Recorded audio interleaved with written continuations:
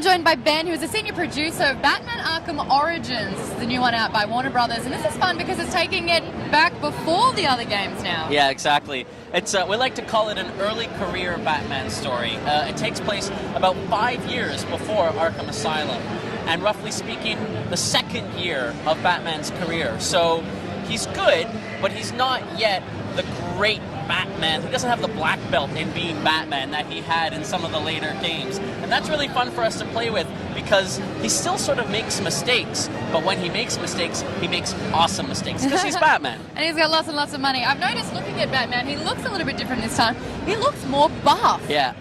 So that was... I'm not complaining. That was entirely intentional, right? He's a younger Batman. He's, you know, whatever he is, mid-20s, something like that.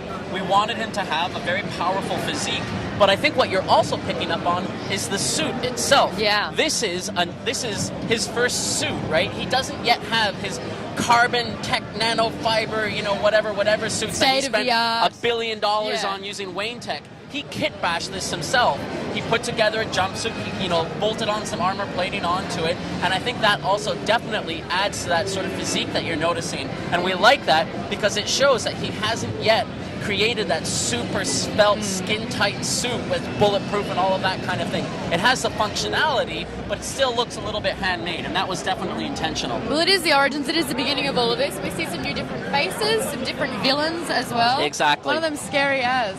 So it was really important for us to create a mix, right? We have the familiar faces who you've seen in the likes of Arkham Asylum and Arkham City. The Joker. The Joker, the And in fact, Penguin. when we saw this announced yesterday, a round of applause burst open when the Joker came out. I'm biased, of course. Yeah. I love our version of the Joker. I thought it was really fun to take the character from Arkham Asylum and City, rewind him 7 years as well, and give him a slightly more grounded, slightly more early career look and feel to it. That was really fun. But on top of having the new, the familiar faces, we also have some all-new characters that have never been seen in the Arkhamverse before. Some of the assassins, including one we've already announced, Deathstroke. This is his first time in a Batman in an Arkhamverse game, so it's really fun to be able to expand the roster of characters and pull characters from other places in the DC universe and bring them into the Arkham fiction. And how different was Gotham City, sort of like, 5 years earlier? Obviously still riddled with crime, yes, as always. Right. But were there any other differences, say in like the building structures? So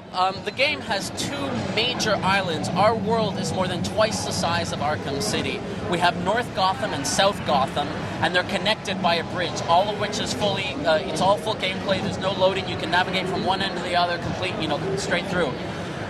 North Island is the landmass that players will be familiar with from Arkham City. That became the prison area, but 7 years prior, it was a livable space. We like to call it sort of the Brooklyn area, right? It's residential, maybe a little bit lower rent, but it is what it is. The South Island is our Soho district. Oh, hello. So it's a little bit higher end, a little bit more commercial. The buildings are a lot taller. You're starting to reach the sort of industrial district, a little bit more money in that area. What that allows us to do is it allows us to create 2 very different aesthetics, very different feelings, but also very different gameplay, because when you're on a tall building, a skyscraper, you've got a lot more opportunity for navigation, a lot more opportunity for gliding and diving and all of that. And do all the things that Batman does. Exactly. And what about the weapons, the toys, the fun things? Obviously we can see in this trick. You gotta have new toys, man. You gotta have new trailer, toys. One of the ones we're showing in our demo in here is my personal favorite. It's called the Remote Claw.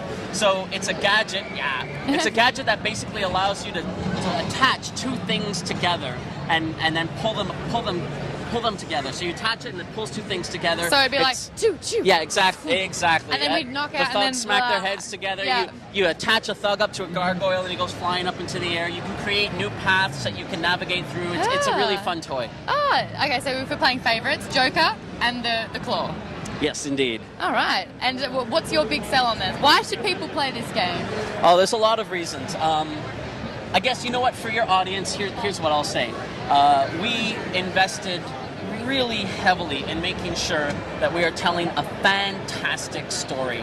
We've got incredible characters, incredible performances by our voice acting, a really accessible premise, this idea that Black Mask, the major crime lord in the city has hired the 8 top assassins in the DC universe to kill Batman on Christmas Eve. I think it's a premise that everyone can kind of like quickly sink their teeth into, but there's all sorts of twists and turns and surprises that we can't talk about, but we can't wait for people to get their hands on and experience for themselves. Hey Ben, thank you so much for the chat. Thank you very much.